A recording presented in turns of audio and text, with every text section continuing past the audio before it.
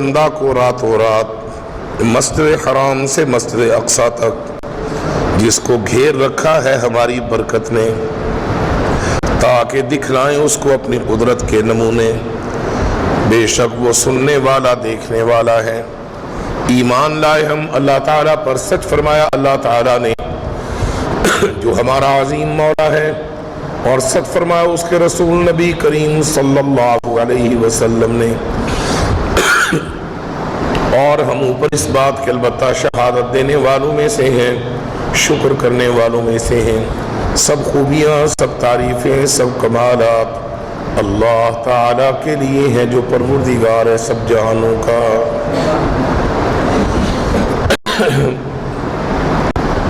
عرصہ دراز کے بعد سال ہا سال گزر گئے، میں اس عنوان پر آپ سے مخاطب نہیں ہو سکا تھا، کیونکہ میں ہمیشہ ان دنوں میں بیرون ملک ہوتا تھا، اپریل میں چلا جاتا تھا، اور معراج مصطفیٰ علیہ السلام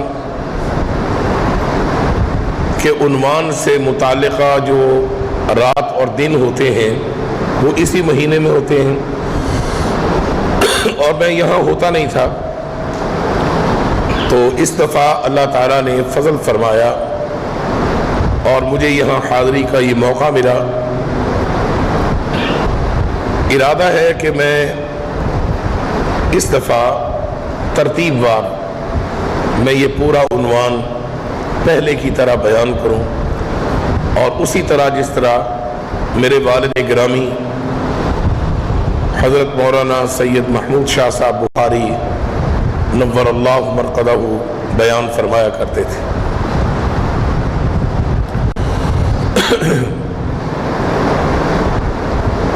حضرات، قرآن کریم نے واقعہ معراج دو جگہ پر بیان فرمایا، اور معراج کا واقعہ دو حصوں میں تقسیم کیا ہے اصحاب سیر نے اور محدثین کرام نے اور مفسرین عظام نے۔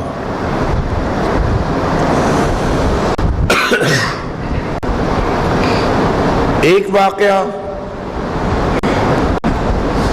زمین سے متعلقہ ہے، اور ایک واقعہ رفع الی السماوات، یعنی آسمانوں کو دیکھنا اور پھر عرش معلیٰ کے سامنے آپ کا پہنچنا،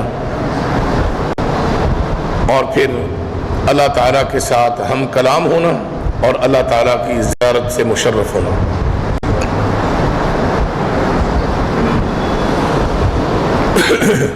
یہ بات یاد رکھیے گا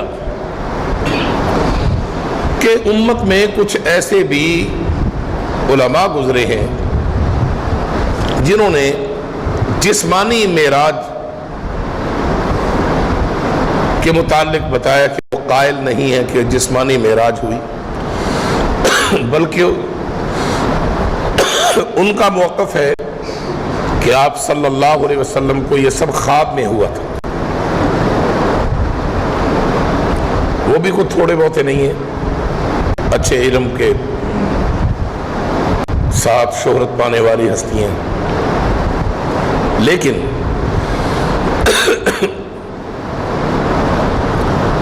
ایسے بے شمار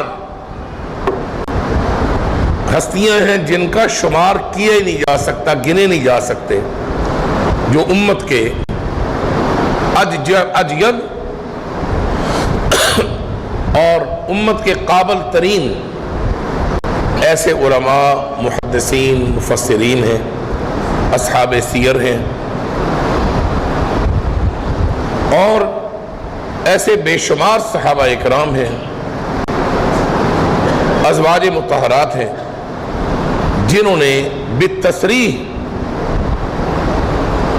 یہ بات ثابت کی ہے کہ آپ صلی اللہ علیہ وآلہ وسلم کو جسمانی معراج ہوا ہے، بدنی معراج ہوا ہے، اور آپ صلی اللہ علیہ وسلم آسمانوں پر جسمانی طور پر بلائے گئے۔ اور چونکہ ہم اس گھاٹ سے پانی پی چکے ہیں جس کا نام ہے مشرب دیوبند. اور اہل سنت والجماعت ہمارا سب کا اس بات پر ایمان ہے کہ آپ صلی اللہ علیہ وسلم بنفس نفیس بذات خود آسمانوں پر تشریف لے گئے اور اللہ تعالیٰ کے عرش کے سامنے آپ کو بلایا گیا اور آپ اس مقام پر پہنچے جہاں جبریل امین جو فرشتوں کے سید سردار ہیں وہ بھی نہیں پہنچ سکے. حتیٰ کہ اس سے آگے اللہ تعالیٰ نے ایک اور فرشتہ پیدا کر رکھا ہے اور اس فرشتے کا نام روح ہے، اور وہ فرشتہ بھی اس مقام پر نہیں پہنچ سکا جو اللہ تعالیٰ کے سب سے زیادہ قریب ہے. اس سے آگے صرف اللہ تعالیٰ ہے اور کچھ نہیں اس فرشتے کے آگے. لیکن حضور صلی اللہ علیہ وسلم اس سے بھی آگے بلائے گئے اور اللہ تعالیٰ کے عرش کے عین سامنے آپ کو بلایا گیا.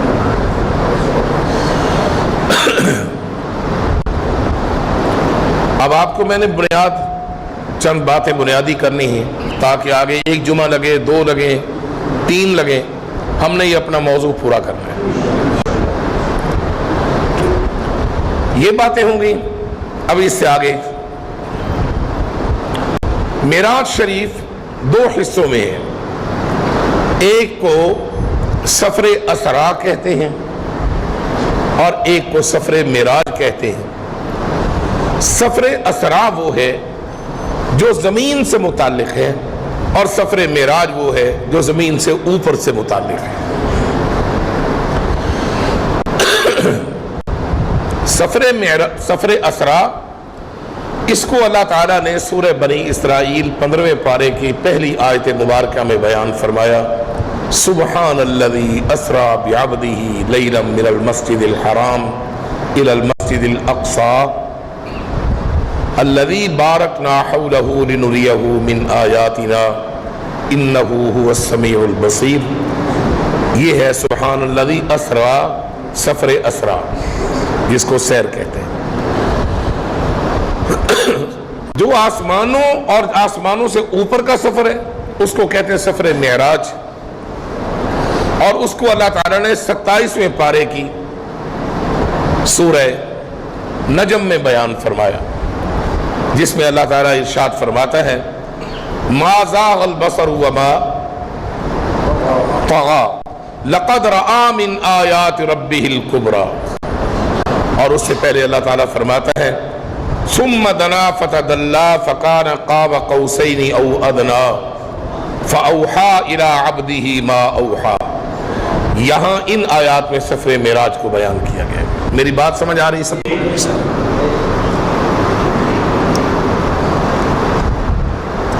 آپ حضرات چونکہ مستقل جمعہ کے میرے رفقا ہیں تو آپ کے اذہان میں یہ باتیں ہوں گی، تو اگر آپ کو سارا مضمون سمجھنا آسان ہو جائے گا. اللہ تعالیٰ نے جب اس کو بیان کیا تو ایک اپنی وہ صفت بیان کی جو کسی اور میں نہیں ہے، اور جس کو لے جایا گیا ایک اس کو اس صفت سے تذکرہ کیا، بیان کی جو آپ صلی اللہ علیہ وسلم میں سب سے زیادہ ہے. اپنے لیے اس نے استعمال کیا سبحان، اور حضور علیہ السلام کے لیے استعمال فرمایا عبد. سمجھ آ رہی؟ یہ کچھ نکات ہے علمی، ان کو سمجھ لیجئے. اپنا بتایا کہ میں سبحان ہوں، میں اس لیے لے کر گیا کہ میں سبحان ہوں، اور حضور کا اس لیے بتایا کہ جس کو لے کر گیا وہ عبد ہے، اور عبد ایسا ہے کہ اس نے عبد ہونے کا حق ادا کیا. سبحان اس کو کہتے ہیں جو اتنا دینے میں پاک صاف ہو کہ اس کو دینے میں کوئی کمی محسوس نہ ہو، اور جو کچھ دے رہا ہے اس کے وہ دینے میں اس کو پیچھے کمی نہ آ جائے. سبحان کہتے ہیں اس کو جو دینے میں اتنا پاک ہو کہ دیتے وقت اس کے خیال میں تصور میں یہ نہ آئے کہ میں کیوں دے رہا ہوں. سبحان اس کو کہتے ہیں جو دیتے وقت جو دے، وہ چیز دینے کے بعد پیچھے اس کو اس خزانے میں کمی نہ آئے۔ سبحان اس کو کہتے ہیں جو پیار کرنے میں اور جس کو عطا کر رہا ہے عطا کرتے وقت وہ پیار کی انتہاؤں تک چلا جائے۔ اور عبد اس کو کہتے ہیں جو اس کو منانے میں، اس کو راضی کرنے میں، اس کو پیار کرنے میں اور اس کی بندگی کرنے میں انتہا کو چلا جائے۔ وہ دینے میں انتہا کر دے، یہ لینے میں انتہا کر دے۔ دینے والا دیتا چلا جاتا ہے، لینے والے کا ظرف، برتن، اس کی جھولی اتنی بڑی ہے کہ اس سے بڑا مانگت اس کی بارگاہ میں کوئی اور نظر ہی نہیں آتا۔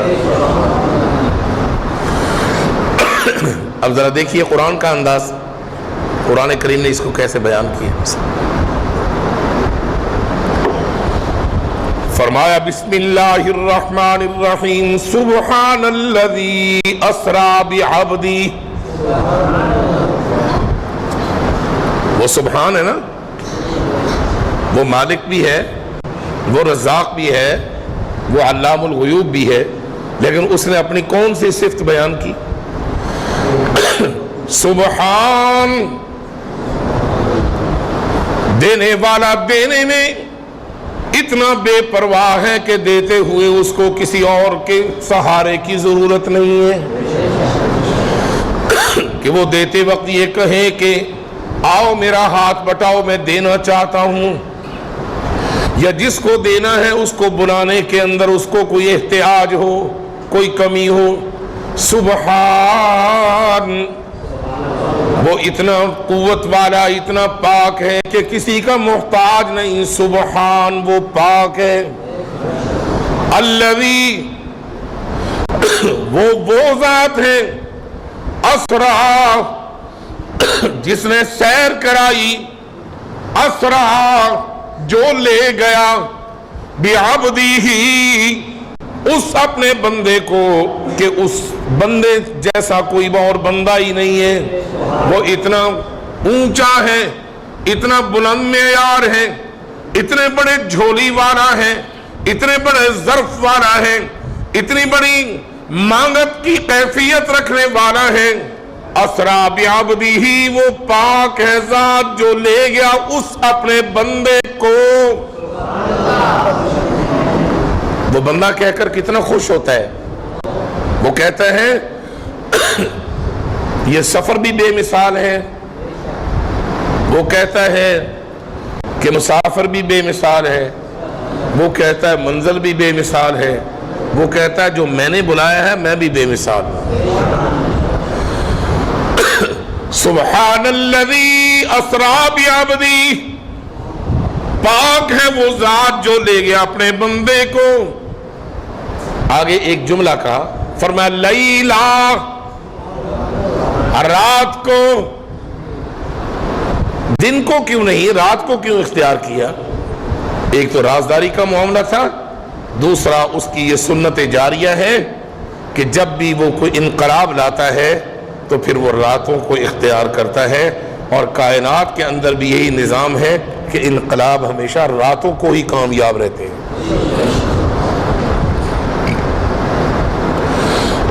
اور یہاں تو نظام ہی روک دینا تھا نا، نظام ہی روک دینا تھا، یہاں تو ہر چیز کو جام کرنا تھا، ہر چیز کو سٹاپ کرنا تھا، تاکہ یہ ہزاروں نہیں لاکھوں سال کا مرحلہ ایک آنکھ جھپکنے کے لمحے میں گزر جائے اور کائنات کو پتہ ہی نہ چلے کہ ہم نے سب کو جام کر کے لاکھوں سال کا عرصہ گزار دیا، پر لوگوں میں اللہ نے تمہیں پتہ بھی نہیں چلنے دیا کہ اپنے محبوب کو اپنے پاس بلا کر واپس بھی پہنچا دیا۔ آپ صلی اللہ علیہ وسلم فرماتے ہیں کہ جب میں گیا نا رات کو تو میں اپنے چچا زاد بہن ام ہانی کے گھر میں تھا، اور ام ہانی کے گھر سے جب نکلا تو کنڈا جب میں نے کھولا تو کنڈا جو لٹک رہا تھا، ہل رہا تھا، جب میں واپس آیا تو لاکھوں سال کا عرصہ گزرنے کے باوجود ہر چیز کو جام کر دیا، جو ہلی ہے وہ ہلی رہے، جو رکی ہے وہ رکی رہے، جو چل رہا ہے وہ چلتا رہے، جو بیٹھا ہے وہ بیٹھا رہے، یہاں تک کہ میں واپس آیا تو زمانہ پھر وہیں سے شروع کر دیا گیا اور آیا تو کنڈا اسی طرح ہل رہا تھا۔ میں نے حرم مکی کے اندر وہ مقام دیکھا جہاں سے حضور کو لے جایا گیا تھا۔ میں نے اپنے استاذ الشیخ حضرت قاری المقری سیف الدین صاحب رحمۃ اللہ علیہ، میں نے جب ان سے سبق پڑھا حرم کعبہ میں، کیونکہ جب بھی جاتا تھا ان کی زندگی میں ہمیشہ ہی میں اپنے سبق کو جاری رکھتا تھا، تو سبق لینے کے بعد میں نے عرض کی کہ میں حضرت ام ہانی کا گھر دیکھنا چاہتا ہوں، تو مجھے وہ یہ جو مازن ہے نا جہاں جس کے نیچے ظہر کی نماز امام صاحب پڑھاتے تھے، یہ بیت اللہ حرم کعبہ کو اب تو تبدیل کر دیا گیا کافی سارا حرم کو، کعبہ شریف تو ہے حرم کو، اس کے بالکل پیچھے ستون تھا جس پر یہ آیت لکھی ہوئی تھی سبحان الذی اسری بعبدہ، اور نشاندہی کی ہوئی تھی۔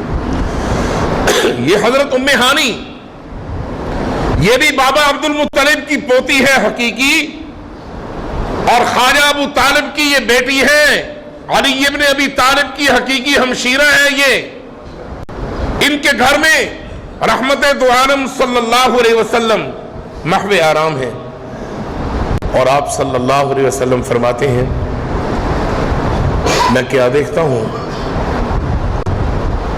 کہ میرے پاؤں کے ساتھ کچھ چیز نرم سی چھوئی ہے، میرے پاؤں کے تلووں کے ساتھ۔ میں اٹھ بیٹھا تو جبریل امین تھے۔ آپ صلی اللہ علیہ وسلم فرماتے ہیں میں نے پوچھا کہ کون ہے، تو کہنے لگے کہ میں جبریل ہوں۔ تو اتنے میں آپ جب اٹھے آنکھیں کھلی تو دیکھا تو چھت کھلی ہوئی تھی۔ آپ صلی اللہ علیہ وسلم نے فرمایا کہ میں نے کھلی چھت کو دیکھ کر پوچھا کہ جبریل پہلے تو تم دروازے کی طرف سے آتے تھے، آج اس طرف سے آئے ہو؟ کہنے لگے کہ آج اس لیے اس طرف سے آیا ہوں تاکہ راہی کو پتہ چل جائے کہ راستہ ادھر ہے، آج ادھر نہیں ہے۔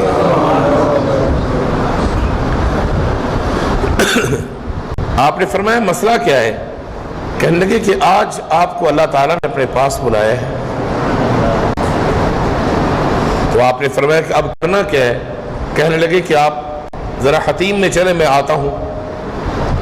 رحمت دو عالم صلی اللہ علیہ وسلم فرماتے ہیں میں وہاں سے نکلا اور حتیم میں آ گیا۔ حتیم کس کو کہتے ہیں سمجھ لیجئے، یہ بیت اللہ شریف یہ ہے، یہ دروازہ ہے، یہ حجر اسود ہے، یہ رکن یمانی ہے، حجر اسود ہے، یہ دروازہ ہے، اور یہاں مقام ابراہیم ہے، اور یہ جو کونے ہیں دو، اس کے ساتھ جو گول جگہ دائرے میں گھیری ہوئی ہے اس کو حتیم کہتے ہیں، یعنی احاطہ بیت اللہ کا۔ فرمایا میں جب یہاں آیا تو بہت سارے قریشی اور ہاشمی لیٹے ہوئے تھے، گرمی کا موسم تھا اور گرم علاقہ ہے، سب لیٹے ہوئے تھے۔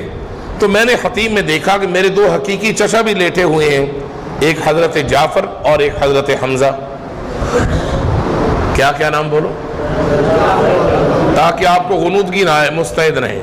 نیند آئی جاتی ہے، کیوں میاں اسلم ایسے ہی ہے نا، ایسے ہو رہے ہیں، ہو جاتا ہے ایسے، گرمی کا موسم ہے اور اللہ تعالیٰ نے سکون دیا ہے۔ فرمایا میں نے دیکھا کہ دو میرے سگے چچا ہیں، دونوں کے درمیان میں تھوڑی سی جگہ پڑی ہے، تو میں دونوں کے درمیان میں بہت آہستہ سا، جو ہماری زبان ہے ان کا مطلب ملک دڑی، آہستہ سے آئے اور آ کر دونوں کے درمیان میں لیٹ گئے۔ فرمایا میں کچھ سوتا تھا کچھ جاگتا تھا۔ اب سوتا اور جاگتے کا کیا مطلب ہوتا ہے یہ دیکھیں، تھوڑا سا آہستہ سی آواز آئے تو آنکھ نہیں بندہ کھولتا، کہتا کیڑا ہے نہیں سمجھے، وہ اگو کہندا ستے پہ جے، ستا ہی پہ چل جا تو، اس کو کہتے ہیں کچھ سوتا تھا کچھ بولو۔ اگر تو جاگ رہے ہو تو پھر بول کے کہہ دو کچھ سوتا تھا جی، کچھ سوتا تھا کچھ جاگتا تھا۔ اب مجھے آواز صحیح آنی چاہیے آپ سب کی تاکہ سستی نہ آئے۔ فرمایا میں اس حالت میں لیٹا ہوا پچھو جو ستن جگا کے رہندا فرمایا کہ میں ابھی لیٹا ہوا تھا کہ آنے والے آئے اور 3 کھڑے ہو گئے، ایک میرے سامنے، ایک میرے سرہانتی کی طرف، ایک میرے پائنتی کی طرف۔ سرہانے والا کہتا ہے یہ تو 3 لیٹے ہوئے ہیں، باقی سارے حتیم سے باہر تھے نا، یہ تو 3 لیٹے ہوئے ہیں، ان میں سے کون ہے؟ پائنتی والا کہتا ہے جو سب سے بہتر ہو۔ ان میں تینوں میں کون؟ پائنتی والے نے کہا جو سب سے بہتر۔ سامنے والے نے کہا پھر لے لو۔ فرمایا کہ میں اٹھ کر بیٹھ گیا۔ جب میں بیٹھا تو مجھے انہوں نے کہا کہ چلیے۔ جبریل امین علیہ السلام کہتے ہیں مجھے تھوڑا سا باہر لائے تو مجھے کہنے لگے ذرا لیٹ جائیں۔ فرمایا میں لیٹا تو کیا دیکھتا ہوں کہ 2 سونے کے تھال ہیں، 2 سونے کے تھال ہیں جنہوں نے ایس پاسے دے پنجابی والے کہندے نے سینیاں، سینی کہتے ہیں نا، کہ تھانوں بناؤنا سے وکھرا زور لاواں میں، تسی مینوں کساندے پے جی۔ کیا لے کے آئے بولو؟ 2 سونے کے تھال، سینیاں لے کے آئے، اور ایک میں زمزم کا پانی میرے سامنے انہوں نے ڈالا۔ میں لیٹ گیا تو جبریل امین آئے اور آ کر انہوں نے میرا کپڑا اٹھایا، کپڑا کرتا اٹھا کر میرے اس دل والی جگہ پر ایسے انگلی لگائی، میرا سینہ کھل گیا۔ جب میرا سینہ کھلا اس میں سے کوئی خون یا رطوبت نہیں تھی، اور پیغمبر کی تو رطوبت بھی معطر ہوتی ہے، پاکیزہ اور سب سے اعلیٰ ہوتی ہے۔ فرمایا کہ وہ نکالا میرا دل، اور میری آنکھیں کھلی دیکھ رہی ہیں۔ آج سے 50 سال پہلے لوگ سنتے تھے تو حیران ہوتے تھے ایک کیویں ہو سکتا ہے کہ دل باہر آ جائے تو بندہ ویکھدا رہے۔ اب تو لوگ بتاتے ہیں کہ ڈاکٹر وہ سب کچھ کر رہا ہوتا ہے، اس کا دل کے اندر وال وغیرہ کھول رہا ہوتا ہے، بال، اور بندہ دیکھ رہا ہوتا ہے اب ٹیلی ویژن میں کہ میرے دل کے ساتھ کیا کیا ہو رہا ہے۔ بات سمجھ آئی ہے؟ میرے قلب کو نکالا، اللہ تعالیٰ نے میرے وجود کے اندر زندگی کی جلا کو زندگی کی رمق کو ختم نہیں کیا۔ میں دیکھ رہا تھا، اس سونے کے تھال میں ڈالا، اور ڈالنے کے بعد زمزم سے میرے قلب کو انہوں نے دھونا شروع کر دیا۔ اب یہاں ایک سوال پیدا ہوتا ہے، میں ساتھ ساتھ کویسچن بھی کرتا ہوں، جواب بھی دوں گا آپ کو، کہ سونا تو مرد کو حرام ہے، تو کیا بات ہے؟ حکیم الامت حضرت مولانا اشرف علی تھانوی رحمۃ اللہ علیہ اس کی وضاحت فرماتے ہیں، حضور کی طرف سے اس امت کے علماء وضاحتیں کر کے حضور کے وکیل بن جاتے ہیں۔ انہوں نے فرمایا کہ بھائی یہ سفر امور آخرت کا حصہ تھا، اور آخرت میں مردوں کو سونا پہنایا جائے گا، سونے کے کنگن، اور دوسری بات یہ ہے کہ اس وقت سونا مردوں پر حرام کا حکم بھی نہیں آیا تھا، اور تیسری بات یہ ہے کہ سرکار دو عالم صلی اللہ علیہ وسلم اپنے ہاتھ مبارک سے سونے کو استعمال نہیں کر رہے تھے، بلکہ یہ سونا جنت سے لایا گیا تھا، تھال، یہ برتن جنت سے آیا، اور استعمال فرشتے کر رہے تھے، اور فرشتے دنیا کے حلال حرام کے مکلف نہیں ہیں، ان کا ہر عمل پاک ہوتا ہے۔ سمجھ آئی یا نہیں آئی؟ پیار سے کہو سبحان اللہ۔ بس اب ٹھیک آواز آئی آپ کی، اب مجھے سکون مل گیا آپ کا جواب سن کر۔ کوئی معراج شریف کی بات سن رہے ہو، کوئی معمولی بات ہے؟ اور پھر 2 جہاں کے سردار کی بات سن رہے ہو، کوئی معمولی بات ہے؟ ہاں واہ جی واہ، سبحان اللہ۔ فرمایا کہ پھر دوسرا تھال، اس میں سے علم و حکمت اور نکال کر میرے قلب میں ڈال کر بھر دی گئی، اور پھر میرے دل کو وہیں رکھا، اور جبریل امین نے سیدھا ہاتھ پھیرا تو میرے قلب پر اور میرے بدن پر کوئی نشان نہیں تھا اس آپریٹ کا، اور پھر میں اٹھ کر کھڑا ہو گیا، اور مجھے صحن کعبہ سے باہر لایا گیا۔ جب میں باہر آیا تو کیا دیکھتا ہوں کہ ایک سفید رنگ کا جانور کھڑا ہے جو گدھے سے اونچا ہے، خچر سے نیچا ہے۔ فرمایا دراز گوشت سے اونچا، خچر سے نیچا، اس کے کان لمبے ہیں مگر اس کا پورا بدن سفید ہے اور اس کے اندر سے خوشبو کی لہریں اٹھ رہی ہیں، اور اس پر حضور فرماتے ہیں زین لگا ہوا تھا، جو کاٹی بنی ہوتی ہے، زین لگا ہوا تھا اور اس کی رکاب لگی ہوئی تھی۔ مجھے کہا گیا اللہ کے رسول اس پر سوار ہونا ہے۔ میں آگے بڑھا تو جبریل امین سید الملائکہ نے رکاب کو ایسے ہاتھ میں رکھ لیا اور مجھے عرض کی کہ اس پر پاؤں رکھے۔ میں نے اس کے پر پاؤں رکھا اور اس کی لگام رسی کو میکائیل نے پکڑا ہوا تھا، اور پھر میں سوار ہو گیا۔ کچھ دیر کے لیے میری سواری پر جبریل امین میرے ساتھ سوار ہوئے، آگے بیٹھے، تاکہ مجھے کسی قسم کا خوف محسوس نہ ہو، لومۃ لائم نہ ہو۔ پھر اس کے بعد یہ سواری چلنی شروع ہو گئی۔ پھر جہاں میری نظر پڑتی تھی اس جگہ پر سواری کا پاؤں پہنچ جاتا تھا۔ اتنی سپیڈ کے ساتھ، اتنی اجرت کے ساتھ یہ سفر ہو رہا تھا، یہاں تک کہ فرمایا ایک ایسا علاقہ آیا جس جگہ پر کھجور کے درخت کثرت سے تھے۔ کہو سبحان اللہ۔ حاجیو، مدینہ منورہ میں جاتے ہو اور وہاں کی تو مٹی بھی اب نظر نہیں آتی، ہر جگہ پر پتھر اور ٹائلیں لگی ہوئی ہیں۔ کسی کو کیا پتا کہ مدینہ منورہ کی زمین کا رنگ کیسا ہے؟ یہ تو کبھی تمہیں موقع ملے تو مدینہ منورہ سے باہر احد کے پہاڑوں سے پچھلی طرف نکلو اور وہاں کے باغات کا مشاہدہ کرو۔ وہاں تو تمہیں پہاڑوں کے اندر سے گزر کر شہر میں لے جایا جاتا ہے، تمہیں کیا پتا کہ کھجوروں کے باغات کے جھنڈ کہاں ہیں۔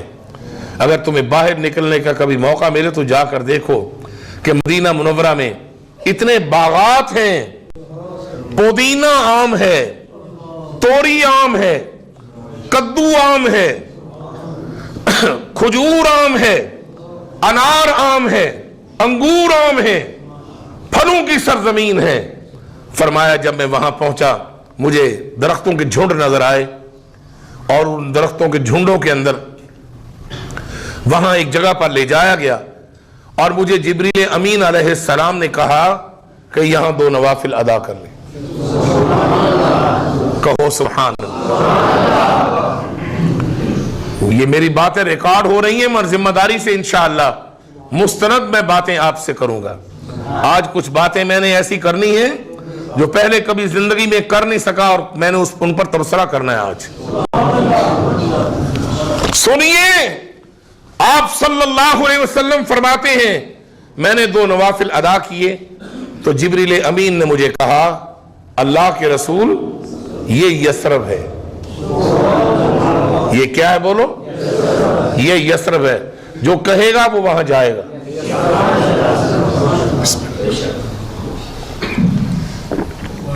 فرمایا مجھے اس سے کوئی سروکار نہیں تھا کیا ہے، بس بتایا کہ یہ یثرب ہے، اور اس وقت اس کا نام یثرب تھا۔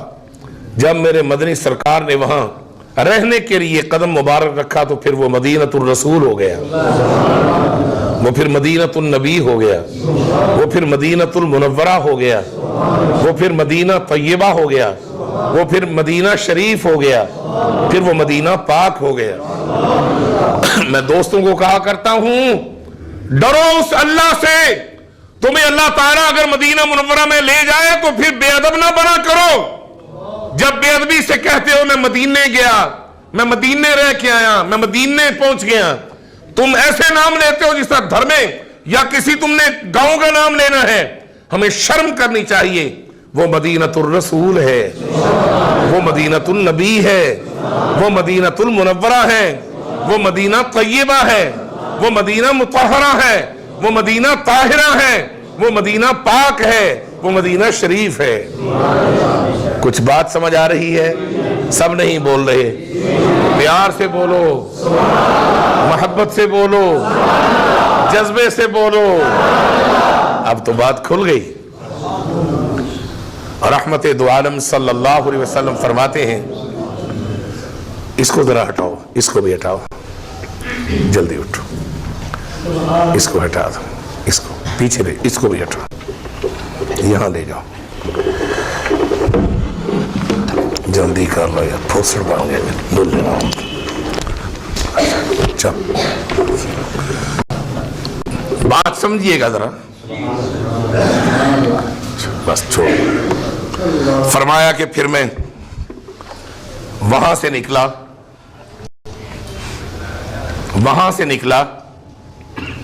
پھر مجھے بٹھایا گیا اور بٹھا کر ایک ایسی جگہ پر لے جایا گیا جس کی مٹی سفید تھی.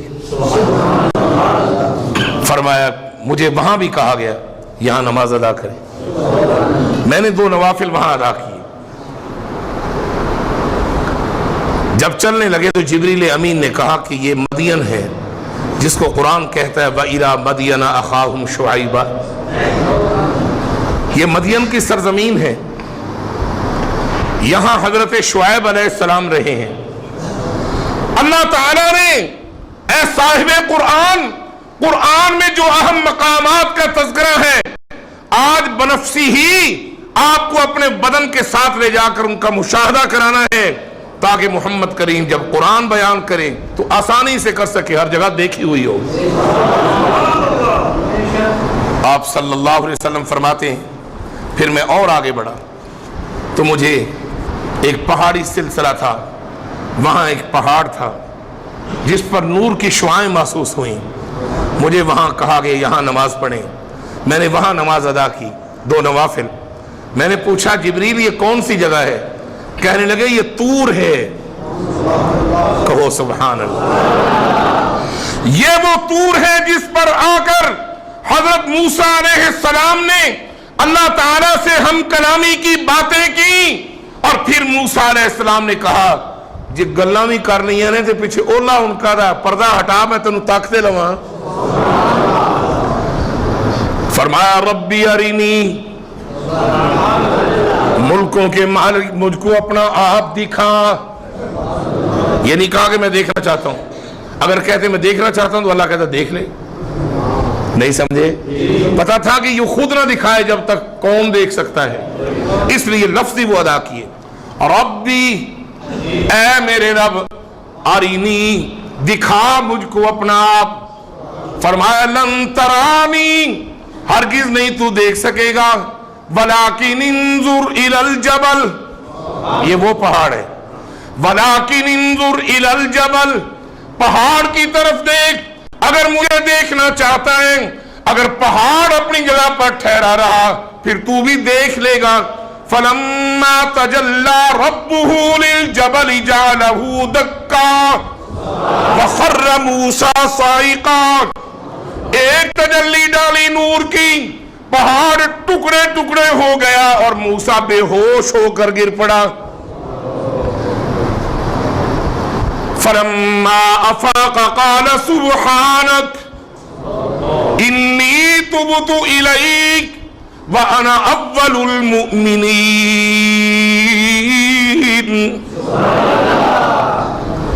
ملکوں کے مالک آپ نے مجھ کو ہوش دے دی, معافی کا طلبگار ہوں, بس اتنا ہی کافی ہے جتنا تو خوشی سے دینا چاہتا ہے. یہاں 2 نوافل پڑھ لی. بتایا یہ طور ہے, یہ طور سینہ ہے. اور آگے چلے فرمایا یہ بیت اللحم ہے جہاں عیسیٰ علیہ السلام پیدا ہوئے. یہ بیت المقدس سے آج کل صرف 8 میل کے فاصلے پر ہے مشرق کی جانب. یہاں پہنچے, نوافل ادا کیے. یہ موجودہ جو سعودی حکومت ہے, اب ذرا سنیے بات جو اہم کرنی چاہتا تھا. موجودہ سعودی حکومت, اس کا بانی جو ہے اس کا نام ہے الملک عبد العزیز. اس کا جب اقتدار آیا تو اس کے ہرکاروں نے غار ہیرا پر اور غار ثور پر اور ان مقامات پر نوافل کو بند کرا دیا کہ یہاں نوافل نہیں ادا کیے جا سکتے۔ وجہ کیا ہے؟ وجہ ان علماء نے بادشاہ کو کہا کہ اس لیے روکنا ہے کہ یہ کوئی نماز کا مقام نہیں، یہ تو حضور کا وہ مقام ہے جہاں 3 راتیں چھپے، اور غار حرا وہ مقام ہے جہاں حضور انتظار کرتے رہے۔ آخرکار اللہ تعالیٰ کی طرف سے حضور کی خلوت میں اللہ نے جلوت دے دی اور قرآن دے دیا، تو یہاں تو نماز اور نفل پڑھنے ضروری نہیں ہے۔ اللہ تعالیٰ بھلا کرے علماء دیوبند پر نام سنیے، حضرت مولانا خلیل احمد محدث سہارنپوری رحمت اللہ علیہ، یہ جب وہاں پہنچے اور انہوں نے جا کر پیغام دیا کہ میں ملک عبدالعزیز کو ملنا چاہتا ہوں، ملک عبدالعزیز سے ملاقات کا انتظام کیا گیا۔ حضرت مولانا خلیل احمد سہارنپوری نے ملک عبدالعزیز بادشاہ سے ملاقات کر کے پوچھا کہ آپ کے ہرکار نفل پڑھنے پر پابندی کیوں لگاتے ہیں؟ ملک عبدالعزیز نے کہا کہ ہمارے علماء کہتے ہیں کہ یہاں نماز پڑھنی ممنوع ہے، کوئی سنت نہیں، کوئی ضروری نہیں۔ ملک عبدالعزیز نے قرآن کی یہی آیات پیش کی اور یہ واقعہ پیش کیا کہ جہاں موسیٰ آئے محمد نفل پڑھیں، جہاں شعیب آئے محمد نفل پڑھیں، جہاں طور سین آئے وہاں محمد کریم سے اللہ نفل پڑھوائے معراج میں۔ موسیٰ آئیں پھر کے چلے جائیں، محمد الرسول اللہ وہاں آئیں تو نوافل ادا کریں۔ اے شاہ سعودیہ، میں آپ سے پوچھتا ہوں، موسیٰ بڑا ہے یا محمد بڑا ہے؟ موسیٰ آئے تو محمد وہاں جا کر نفل پڑھے، اور جہاں محمد آئے امت کیوں نہ نفل پڑھے؟ یہ بات جب کہی شاہ سعود لاجواب ہو گیا، ملک عبدالعزیز اور لاجواب ہو کر کہنے لگا اس بات پر تو میرے علماء ہی جواب دے سکتے ہیں۔ اے دیوبند سے آنے والے خلیل احمد محدث سہارنپوری، تیری دلیل بڑی مضبوط ہے، یہ اسی کی برکت ہے کہ آج وہاں نوافل ادا ہو رہے ہیں۔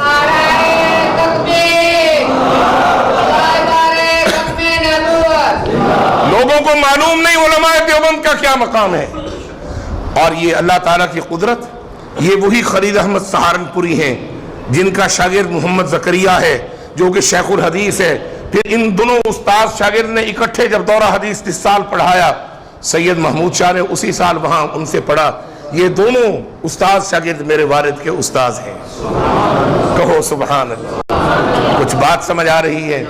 لوگوں کو کیا پتا کہ علماء دیوبند کا کیا مقام ہے، لوگوں کو کیا پتا کہ علماء دیوبند کتنے عاشق رسول ہیں کہ جنہوں نے پابندی لگائی، علماء دیوبند کے ایک نمائندے نے جا کر پابندی کو ہٹوا دیا۔ کچھ سمجھ آ رہی ہے؟ بولا تو کرو۔ یہ تاریخی بات بتا رہا ہوں، سن وائز بتا سکتا ہوں، کہو سبحان اللہ۔ رحمت دو عالم صلی اللہ علیہ وسلم یہاں سے چلے، جب آپ یہاں سے چلے براق پر بیٹھے، آپ صلی اللہ علیہ وسلم خود اس سفر کے راوی ہیں، حضور نے خود یہ سفر سنایا۔ اللہ کی قسم، حضور سے سچی زبان اللہ نے مخلوق میں اور اس سے بڑی کوئی زبان پیدا ہی نہیں کی۔ تمام انبیاء حضور کے ماتحت ہیں، محمد کریم اونچی شان والے، کہو صلی اللہ علیہ وسلم، پھر پیار سے کہو صلی اللہ علیہ وسلم، محبت سے کہہ دو۔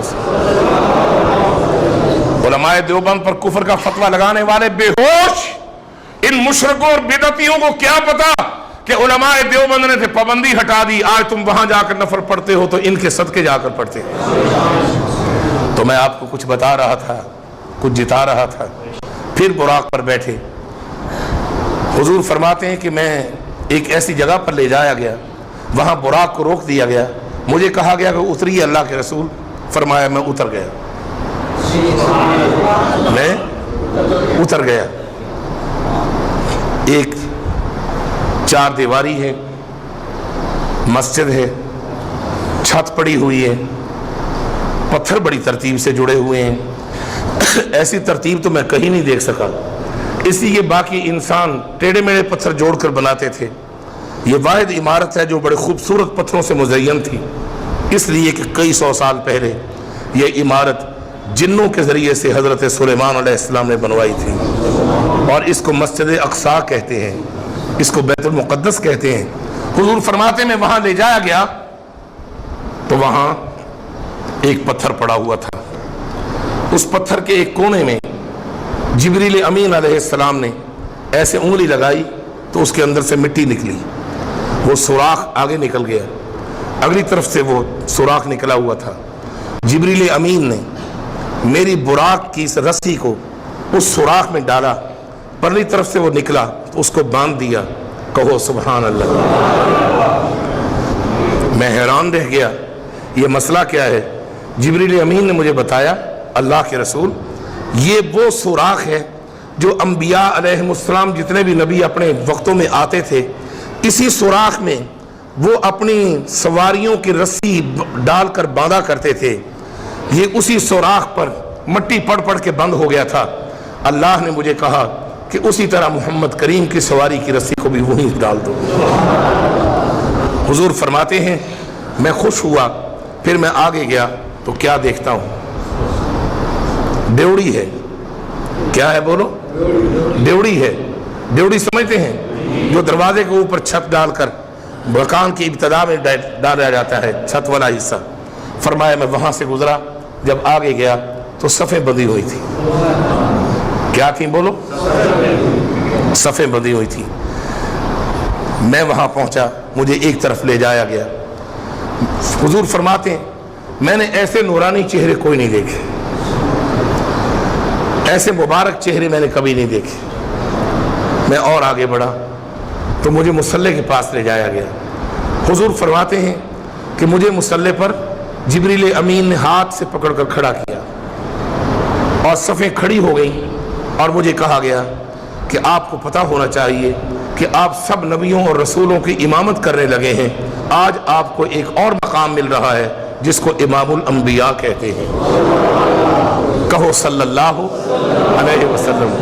حضور فرماتے ہیں میں نے یہاں جماعت کرائی, میں نے جب یہاں نماز پڑھائی, میں نے سلام پھیرا, ایک بزرگ اٹھ کر کھڑا ہوا. کہو سبحان اللہ. پیار سے کہو, محبت سے کہو, ارے شوق سے کہو, ابے ذوق سے کہو. اللہ کے رسول فرماتے ہیں جب میں نے سلام پھیرا تو ایک بزرگ کھڑا ہوا, اونچا قد, اوپر قد, اتنے موٹے موٹے اس کے ہاتھ, اتنے موٹی موٹی اس کی باہیں اور کلائیاں, اور بڑا مضبوط جسم کا لمبا کرتا پہنا, اتنا بڑا سارا اس کا چہرہ, اور بڑی گرجدار آواز میں کہتا ہے کہ میں اس اللہ کی تعریف کرتا ہوں جو میرا رب ہے, اس اللہ کی تعریف کرتا ہوں جس نے مجھے آدم صفی اللہ بنایا. اور مت ہوشو, ہوش کرو, کیا ہو گیا تم کو؟ جس نے مجھے آدم بنایا, جس نے مجھے صفی اللہ بنایا, جس نے مجھے پہلا انسان بنایا, جس نے مجھے ابو البشر بنایا, میں اس اللہ کا شکر ادا کرتا ہوں جس نے اس میرے لال کو محمد مصطفیٰ بنایا, احمد مجتبیٰ بنایا, حبیب کبریا بنایا, خیر الورا بنایا, آج امام الانبیاء بنایا. میں اس اللہ کا شکر ادا کرتا ہوں جس نے اس کو میرا بیٹا بنایا, مجھے اس کا باپ بنایا.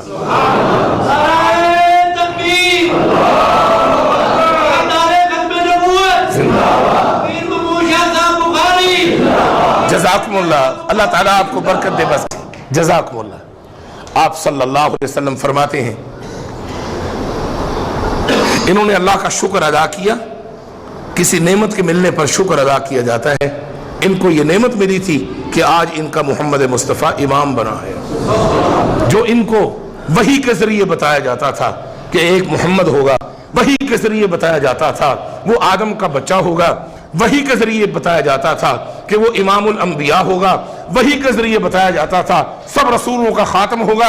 یہ سارے ترستے رہے, تڑپتے رہے, کاش محمد کو ہم نے دیکھا ہوتا. آج اللہ کا شکر ادا کر رہے ہیں کہ آج ہم نے محمد کو دیکھ لیا ہے. کہو صلی اللہ علیہ وسلم, پھر کہو صلی اللہ علیہ وسلم, پھر کہو صلی اللہ علیہ وسلم. حضور فرماتے ہیں پھر ایک اور بزرگ کھڑے ہوئے, ان کی پیشانی پر ایک چمک تھی, ان کے چہرے پر ایک دمک تھی, اور ان کے چہرے پر ایک مسکراہٹ تھی, ان کے چہرے پر ایک حسن تھا. اور یہ کھڑے ہو کر کہنے لگے اللہ کا شکر ادا کرتا ہوں جس نے مجھے نوح النجی اللہ بنایا. اللہ کا شکر ادا کرتا ہوں जिसने मुझे सारे इंसानों का आदम के बाद बिला शिरकत गैर फिर मुझे बाप बनाया, पूरे इंसानों का, जिसने मेरे ही 3 बेटों से पूरी दुनिया को दोबारा पैदा कर दिया। अल्लाह का शुक्र अदा करता हूं जिसने मेरी औलाद में मोहम्मद मुस्तफ़ा बनाया। अल्लाह का शुक्र अदा करता हूं जिसने मोहम्मद को मेरा इमामुल अंबिया बनाया। कहो सल्लल्लाहु अलैहि वसल्लम। हुजूर फरमाते हैं फिर एक और बुजुर्ग खड़े हुए जिनकी खूबसूरत नाक थी, नाक के दरमियान में एक खास हुस्न और चमक थी। उन्होंने खड़े होते ही मुझे ऐसे मुस्कुरा कर देखा और मुस्कुरा कर देखते हुए फिर ऊपर नजर उठाई। अल्लाह तेरा शुक्र है कि तूने मुझे इब्राहिम खलीलुल्लाह बनाया, तेरा शुक्र है जिसने मेरी दुआ को कबूल किया और मोहम्मद को मेरी दुआ बनाया। मैंने ही दुआ की थी, रब्बना वबअस फीहिम रसूलन मिनहुम यतलू अलैहिम आयातिका व युज़क्कीहिम व युअल्लिमुहुमुल किताब वल हिकमा। मैंने ही दुआ की थी, अल्लाह तूने मुझे ये अता कर दिया, मैंने दुआ की, मोहम्मद को मेरी दुआ बना दिया, आज मेरा उसको इमाम बना दिया सल्लल्लाहु अलैहि वसल्लम। हुजूर फरमाते हैं फिर एक और बुजुर्ग खड़े हुए, इनके चेहरे पर बड़ा जलाल था मगर होंठों पर मुस्कुराहट थी और मुझे देखकर खुश हुए। अल्लाह का शुक्र है जिसने मुझे मूसा कलीमुल्लाह बनाया, अल्लाह का शुक्र है जिसने मुझे साहिब तौरात बनाया और तौरात में मोहम्मद का तज़किरा किया। मैं तरसता था, आज अल्लाह ने मोहम्मद का दीदार कराया। एक और बुजुर्ग खड़े हुए, नौजवान है, हसीन है, खूबसूरत है और उनके चेहरे के एक हुस्न की तरतीब थी और उनके यहाँ जुल्फे थी और काले बाल थे, लंबा कुर्ता पहना हुआ था और कहते हैं अल्लाह का शुक्र है जिसने मुझे आज मरियम का बेटा बनाए हुए उठाया और मुझे ईसा बनाया, रूहुल्लाह बनाया, मेरे लिए दस्तरखान लगाया और फिर दस्तरखान लगाने के बाद मुझे आसमानों पर जिंदा उठाया। अल्लाह का शुक्र है जिसने आज मुझे मोहम्मद करीम का दीदार कराया। कहो सल्लल्लाहु अलैहि वसल्लम। फिर कहो समझ आ रही है? बोलो, जाग रहे हो या भाग रहे हो? बेदार हो, गमखार हो, खुबदार हो, तैयार हो? अच्छा फिर रहमत रब्बे गफ्फार हो। कहो सुभान। हुजूर फरमाते हैं मुझे जिब्रील अमीन ने कहा अब आपकी बारी। क्या फरमाया? अब आपकी बारी है। आप खड़े हुए, आप खड़े होकर फरमाते हैं मैंने जो कहा, हुजूर खुद रावी हैं, हुजूर खुद बयान करते हैं। फरमाया जब मैं खड़ा हुआ तो सब मेरी तरफ देखने लग गए, मुस्कुराने लग गए, चमकने लगे, कहने लगे शुक्र है अल्लाह का। सारे कहने लगे कि हमारे इमाम को अल्लाह पाक ने अब हमारा खतीब भी बना दिया।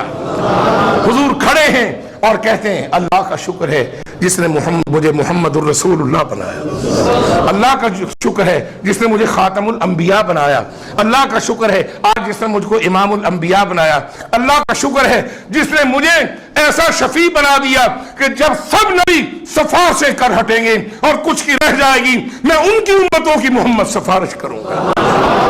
कहो सुभान अल्लाह। प्यार से कहो, मोहब्बत से कहो, जोश से कहो, मगर होश से कहो। हुजूर फरमाते हैं कहो सुभान अल्लाह। फरमाया जब मैं बाहर निकलने लगा तो उसी ड्योढ़ी में कुछ औरतें बैठी हुई थी। उसी ड्योढ़ी में कुछ औरतें बैठी हुई थी। हुजूर फरमाते हैं मैंने उनकी तरफ नहीं देखा, मैंने उनकी तरफ नहीं देखा। वो कमली बाने की उम्मतियों, नबी औरतों को नहीं देखता था। और तुम्हें क्या मुसीबत पड़ गई? कौन सा सांप डस गया कि तुम औरतों को देखने के बगैर रह नहीं सकते हो? तुम डॉक्टर के पास बैठे होते हो, मरीजा डॉक्टर को अपनी कहानी बयान कर रही होती और मर्द ललचाई नजरों से देख रहा होता है।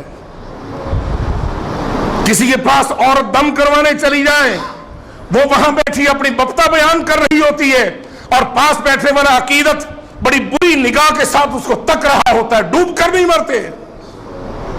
ये बेटियों वाला मोहम्मद है जिसको अल्लाह ने 4 बेटियां अता की। कहो सुभान अल्लाह। कुछ बात समझ आ रही है? बोलो, ऊंची बोलो, मुझे जवाब आना चाहिए। रसूलुल्लाह फरमाते हैं मैं उन औरतों के पास गुजरा, जिब्रील अमीन ने कहा, जिब्रील अमीन ने कहा ادھر ہی ٹھیک ہے. جبریل امین نے کہا، جبریل امین نے کہا یہ دنیا کی عورتیں نہیں ہیں، یہ تیری ہی ہیں جو جنت کی حوریں ہیں. میں تم سے بولتا ہوں، بولو. یہ تمہارے لیے ہیں، یہ آپ کی ہیں، یہ جنت کی حوریں ہیں. اے اللہ کے رسول ان کو سلام کیجئے. بے وفاؤں کی طرف نہیں دیکھتا، با وفاؤں کو دیکھ رہا ہوں، بولو. فرمایا کہ ان کو سلام کیجئے. حضور فرماتے ہیں کہ میں نے سلام کیا. کیا فرماتے ہیں؟ بولو. میں نے کیا کیا؟ بولو. سلام کیا.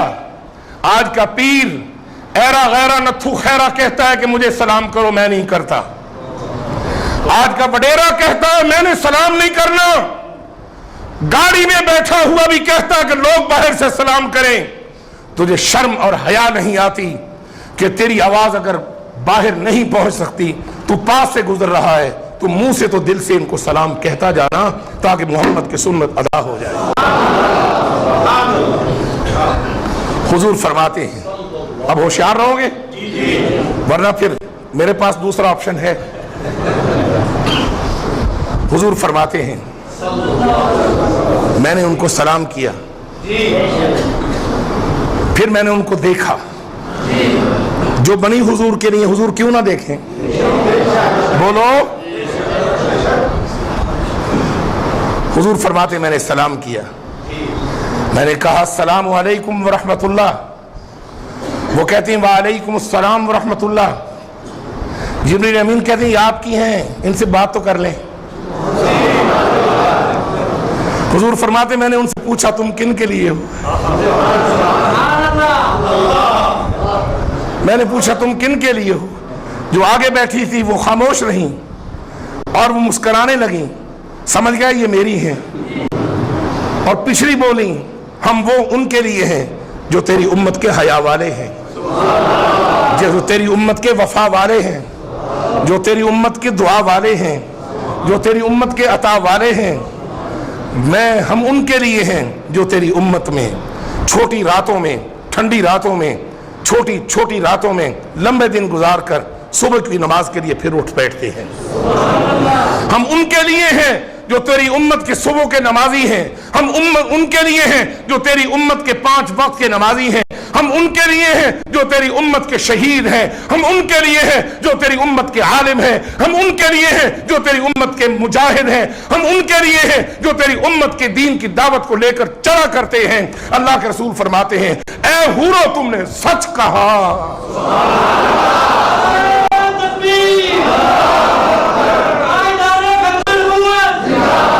آؤ میرے ساتھ، آؤ میرے ساتھ. آنکھوں کو کھولو، بصیرت کی نگاہ کے ساتھ دیکھو محمد معراج کر رہے ہیں. آؤ میرے ساتھ دیکھو اپنی بصیرت کی نگاہوں کے ساتھ کہ محمد پیار کر رہے ہیں، محمد سفر کر رہے ہیں، محمد جنت کی عورتوں سے ملاقات کر رہے ہیں. کہو سبحان اللہ. بات سمجھ آ رہی ہے؟ آج حفیظ نظر نہیں آ رہا. کہو سبحان اللہ. حضور فرماتے ہیں میں باہر نکلا، میں باہر نکلا. ایک بابے نے کہا السلام علیکہ یا اول. میں نے کہا وعلیکہ السلام. ایک اور بابا بولا السلام علیکہ یا اول.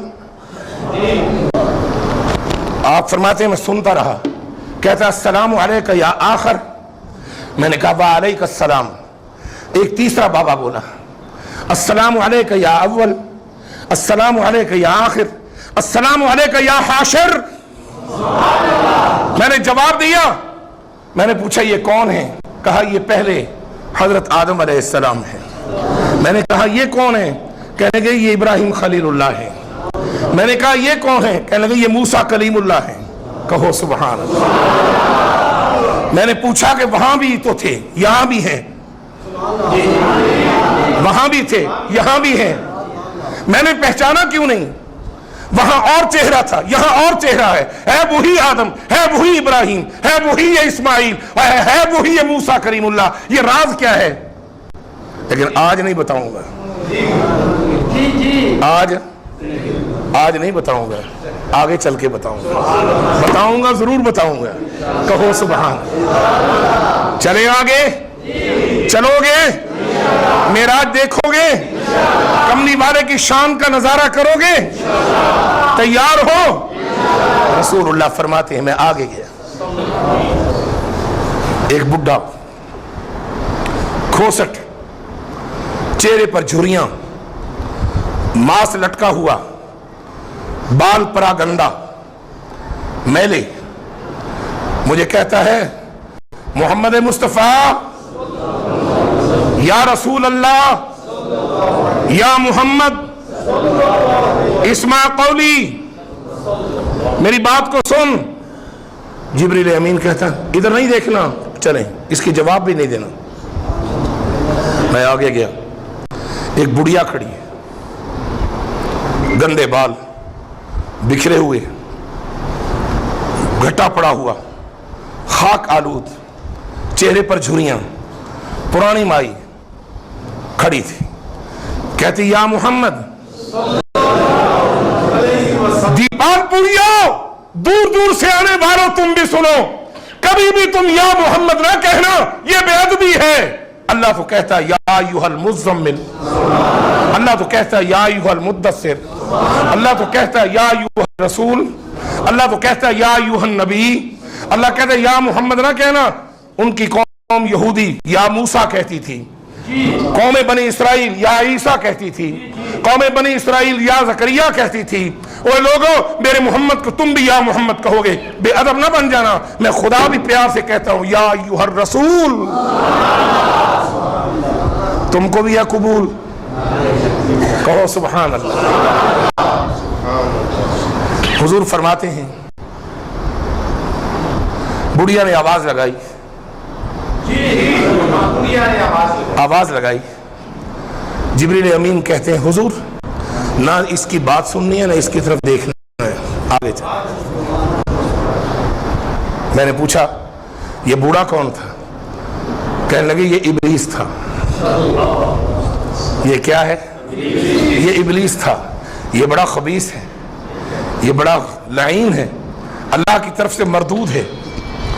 اگر آپ اس کی طرف دھیان کر لیتے، جیسا راجہ ویسی پرجا، اگر آپ خیال کر لیتے آپ کی امت ابلیس کی بات بار بار سنتی، دھیان کرتی، امت میں کوئی عابد نہ رہتا، امت میں کوئی زاہد نہ رہتا، امت میں کوئی عالم نہ رہتا، سب شیطان کے سننے والے بن جاتے۔ یہ آپ کی تاثیر اللہ رکھ دے گا کہ آپ کی امت کا استغفار پڑھنے والا کبھی بھی شیطان کے نرمے میں نہیں آئے گا۔ استغفار پڑھو گے، استغفر اللہ کہو گے، پھر کہو استغفر اللہ، استغفر اللہ، استغفر اللہ۔ جو استغفار کثرت سے کرتا ہے وہ شیطان کے چکر میں نہیں آتا، اللہ اس کو بچا دیتا ہے۔ حضور سے یہ پڑھوا کر اللہ نے امت کے لیے سبق جاری کر دیا۔ کہو سبحان اللہ، پیار سے کہو سبحان اللہ، محبت سے کہو سبحان اللہ۔ یہ عورت کون تھی؟ انہوں نے بتایا یہ دنیا تھی، یہ جب سے دنیا پیدا ہوئی اب اس عمر کو پہنچ گئی۔ آپ اگر اس کی طرف خیال کرتے آپ کی پوری امت دنیا کے اندر منہمک ہو جاتی، آپ کی امت پوری دنیا کے اندر مستغرق ہو جاتی، غرق ہو جاتی۔ کوئی عالم نہ رہتا، کوئی قاری نہ رہتا، کوئی حافظ نہ رہتا، محدث نہ رہتا، مفسر نہ رہتا، فقیہ نہ رہتا، مجاہد نہ بنتا، غازی نہ بنتا۔ محمد کریم آپ نے امت کے لوگوں کی ہمدردی کر دی جو اس کی طرف دیکھا بھی نہیں۔ کہو سبحان اللہ۔ یہ کون سا عالم ہے؟ یہ عالم برزخ ہے، یہ عالم برزخ ہے، یہ برزخ کے حالات دکھائے جا رہے ہیں۔ حضور فرماتے میں اور آگے بڑھا، کچھ لوگوں کو دیکھا دسترخوان لگا ہوا ہے، دسترخوان لگا ہوا ہے، جواب نہیں آیا۔ سمجھ آئی ہے؟ میں آپ سے باتیں کر رہا ہوں، تم سے پیار ہے، کدے منیج پہنا کدے روس پہنا، پیار جو ہے، لیکن تسی بھی پکے دے، تسی بول دے نہیں دے۔